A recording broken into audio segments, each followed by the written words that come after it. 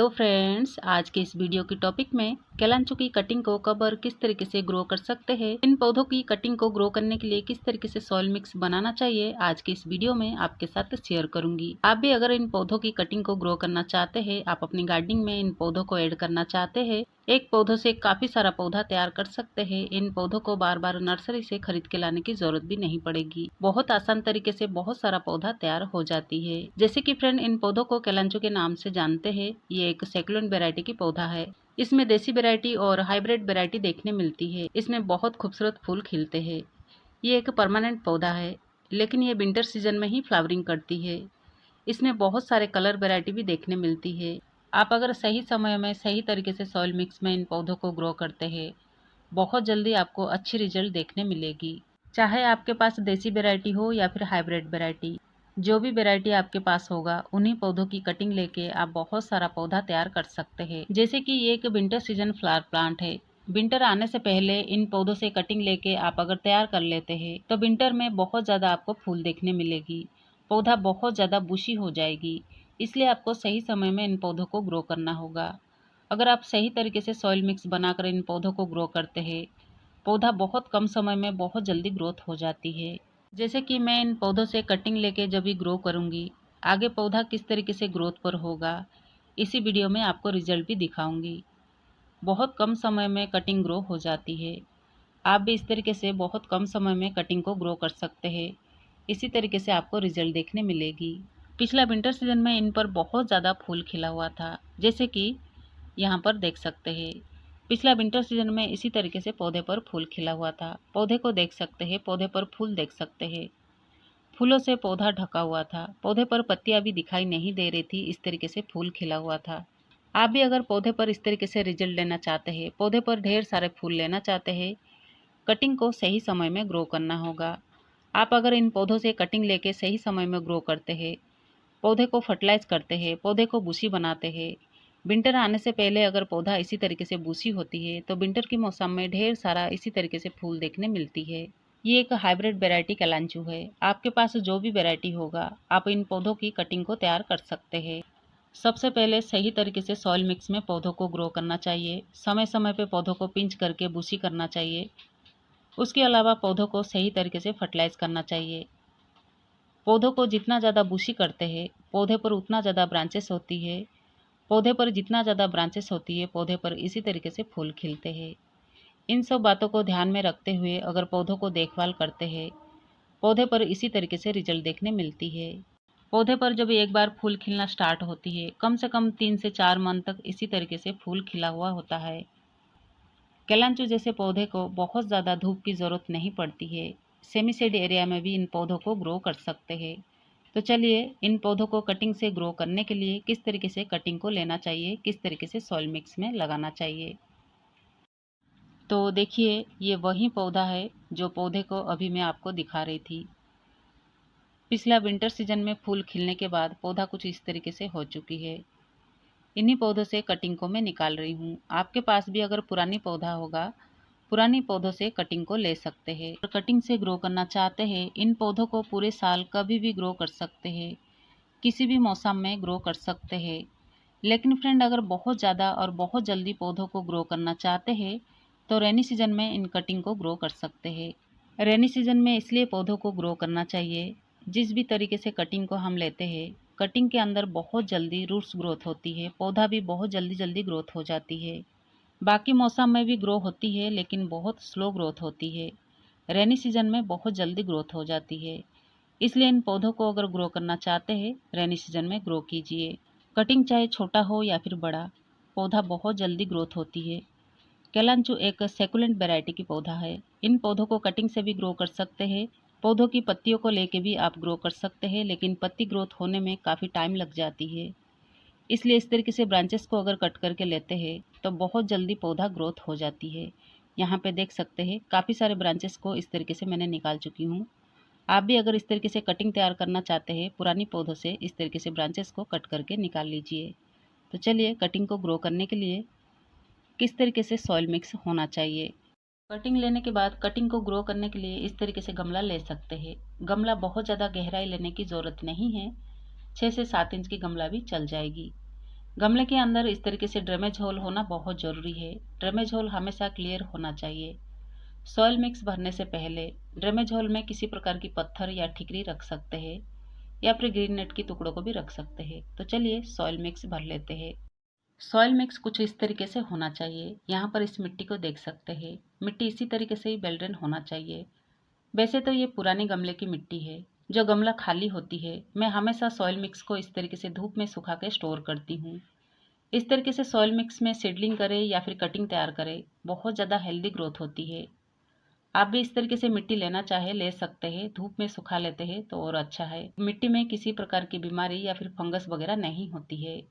इस मिट्टी में पहले से ही पौधा ग्रो किया हुआ होता है, पहले से ही सॉइल मिक्स बना हुआ होता है। इस मिट्टी में सिर्फ फंजीसाइड या फिर नीम खली मिला के ले सकते हैं। इस मिट्टी में किसी प्रकार की सैंड कंपोस्ट मिलाने की ज़रूरत नहीं है। आप अगर दोबारा नई मिट्टी तैयार करना चाहते हैं तो गार्डन सॉइल 50% ले सकते हैं। उसमें 40% सैंड मिला सकते हैं, बाकी 10% कंपोस्ट मिला सकते हैं। अगर आपके पास की मिट्टी इस तरीके से हार्ड होगा, यहाँ पे आपको सैंड मिलाना बहुत ज़रूरी है। आप कंपोस्ट नहीं मिलाएंगे चल जाएगी, लेकिन इस तरीके से सैंड मिलाना बहुत ज़रूरी है। इस तरीके से चिकनी मिट्टी में पौधा हेल्दी ग्रोथ नहीं हो पाती है, इसलिए इस तरीके से बेल्डन मिट्टी होना बहुत ज़रूरी है। इसी तरीके से ही सॉइल मिक्स होना चाहिए। जिस कटिंग को हमने पौधों से निकाले थे, उस कटिंग को इस तरीके से ले लेना है। कटिंग के अंदर जो नीचे की एरिया पत्तियां होती है, उस तरीके से पत्तियों को हटा लेना है। अगर कटिंग बहुत ज़्यादा लंबी होगी तो थोड़ा सा इस तरीके से कटर की मदद से कट करके निकाल सकते हैं। इसी तरीके से एक एक कटिंग को तैयार कर लीजिए। इसी तरीके से पत्तियों को खाली करना बहुत ज़रूरी है। ये पत्ती अगर मिट्टी की टच में आएगी तो पत्ती में फंगस लग सकती है, पत्तियां गल सकती है। इसलिए इस तरीके से पत्तियों को खाली कर लेना बहुत ज़रूरी है। ब्रांच को कट लगाते समय क्रैक नहीं होना चाहिए, शार्प होना बहुत ज़रूरी है। अच्छा से क्लीन करके शार्प कट लगा लेना है। इसी तरीके से ब्रांचेस को तैयार कर लीजिए। मिट्टी को इस तरीके से गीला कर दीजिए। पानी इसी तरीके से ही ड्रेन आउट होना चाहिए। एक एक कटिंग लेके इस तरीके से मिट्टी के अंदर डालिए। यहाँ पे देख सकते हैं, जो कटिंग है कम से कम मिट्टी के अंदर 2 इंची चले जाना चाहिए। देख सकते हैं, इस तरीके से कटिंग को भी आप ले सकते हैं। कटिंग आगे बहुत ज़्यादा हेल्दी ग्रोथ हो जाती है। ब्रांचेस के अंदर जितने भी नोड एरिया होती है, वहीं से रूट्स बनना शुरू होती है। इसलिए इस तरीके से नोड एरिया मिट्टी की टच में आना चाहिए। जैसे ही मिट्टी की टच में नोड एरिया आती है, वहीं से रूट्स ग्रोथ होती है। इसी तरीके से आप जितने भी कटिंग को ग्रो करना चाहेंगे उतना कर सकते हैं। जितना चाहे उतना पौधा तैयार हो जाती है। एक एक करके पूरे कटिंग को इस तरीके से लगा लीजिए। कटिंग को लगाने के बाद यहाँ पर मैं 1 चम्मच फंजीसाइड ले रही हूँ। आप अपने पास अगर फंजीसाइड वगैरह रखते होंगे तो इस तरीके से फंजीसाइड को पानी में घोल कर दे सकते हैं, या फिर सॉइल मिक्स बनाते समय में भी फंजीसाइड को डाल सकते हैं, या फिर आपके पास नीम खली होगा तो भी सॉइल मिक्स में मिला सकते हैं। 1 चम्मच फंजीसाइड 1 लीटर पानी में इस तरीके से घोल कर मिट्टी में डाल सकते हैं। मिट्टी के अंदर किसी प्रकार की फंगस वगैरह नहीं होती है, पौधा बहुत जल्दी आगे ग्रोथ हो जाती है। मिट्टी के अंदर बिल्कुल भी ओवर वाटरिंग नहीं होना चाहिए। सॉइल मिक्स अगर बेल्डन होगा, ड्रेनेज होल अगर क्लियर होगा तो मिट्टी के अंदर किसी प्रकार की फंगस नहीं होगी। इसी तरीके से ही कटिंग को ग्रो करना चाहिए। मिट्टी के अंदर थोड़ी सी भी ओवर वाटरिंग होगी, कटिंग जो है गल सकती है, पौधा ग्रोथ नहीं होगी, पौधा भी मर सकती है। इस बात का ध्यान रखना होगा। कटिंग को ग्रो करने के बाद गमले को ऐसी जगह पे रखिए जहाँ पर सुबह की 2-3 घंटे की धूप आती हो। चलिए देखते हैं पौधा आगे कब तक ग्रोथ होती है। 15 दिन के बाद मैं इस वीडियो को दोबारा फिर से आपके साथ शेयर कर रही हूँ। मैंने काफ़ी सारे कटिंग को इस तरीके से ग्रो करी हूँ। यहाँ पे देख सकते हैं, इस गमले में जो कटिंग है आपके साथ मैंने शेयर करी थी। इसके अलावा भी मैंने काफ़ी सारा और भी कटिंग मैंने तैयार करी हूँ। पूरे कटिंग जो है अपने ग्रोथ पर आ चुकी है। काफ़ी सारे गमले में इस तरीके से कटिंग को मैं तैयार करी हूँ। जिस पुरानी पौधों को मैं आपको दिखाई थी, उस पुरानी पौधों को इस तरीके से प्रूनिंग कर चुकी हूँ। पुरानी पौधा भी ग्रोथ पर आ चुकी है। यहाँ पर इस पौधे को देख सकते हैं, ये एक देसी वैरायटी कैलांचू है। देसी वैरायटी की कैलांचू में पत्तियाँ थोड़ी सी बड़ी होती है, इस तरीके से देखने में दिखाई देती है। जो हाइब्रिड वैरायटी कैलांचू होती है, उनकी पत्तियाँ थोड़ी सी छोटी होती है। इसी तरीके से पौधा देखने में दिखाई देती है। तो चलिए जिन कटिंग को हमने तैयार करे थे, कटिंग को निकाल के आपको दिखाते हैं। कटिंग के अंदर जब इस तरीके से ग्रोथ दिखाई दे, इसे धूप में भी रखना बहुत ज़रूरी है। कलांचू जैसे पौधों को बहुत ज़्यादा धूप की ज़रूरत नहीं है, फिर भी 4-5 घंटे की धूप की बहुत ज़रूरी होता है। पौधा जब भी ग्रोथ पर आ जाए 4-5 घंटे की धूप में रख सकते हैं। यहाँ पर कुछ पौधों को आपको निकाल के दिखाते हैं। कटिंग के अंदर बहुत अच्छा से रूट्स ग्रोथ हुआ है, देख सकते हैं मिट्टी के अंदर कितना अच्छा हेल्दी रूट्स बन रही है। कटिंग को पानी से क्लीन करके आपको दिखाते हैं कटिंग के अंदर कितना अच्छा हेल्दी रूट्स ग्रोथ हो रही है। आप भी इस तरीके से निकाल के चेक कर सकते हैं। पानी में जब इस तरीके से क्लीन करके धोएंगे, कटिंग के अंदर बहुत अच्छा से रूट्स आपको दिखाई देगी। आप चाहे इस समय में इन पौधों को दोबारा रिपोर्टिंग कर सकते हैं। देख सकते हैं कटिंग के अंदर कितना ज़्यादा हेल्दी ग्रोथ है।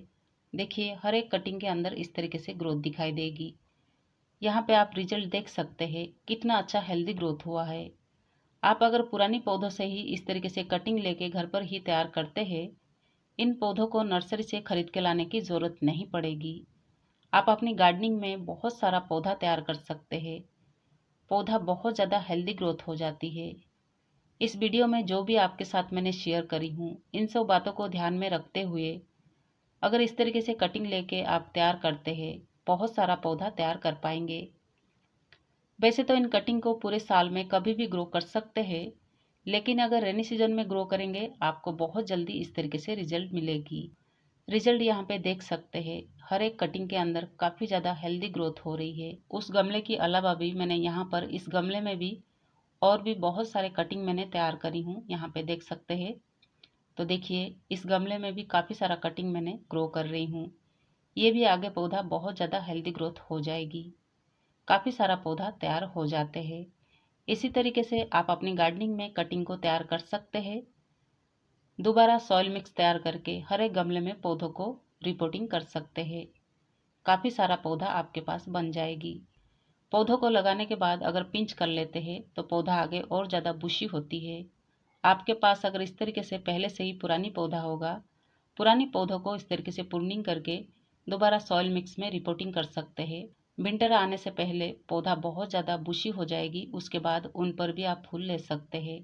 तो चलिए फ्रेंड, इस वीडियो को यहीं ख़त्म करते हैं। वीडियो पसंद आए लाइक ज़रूर कीजिए।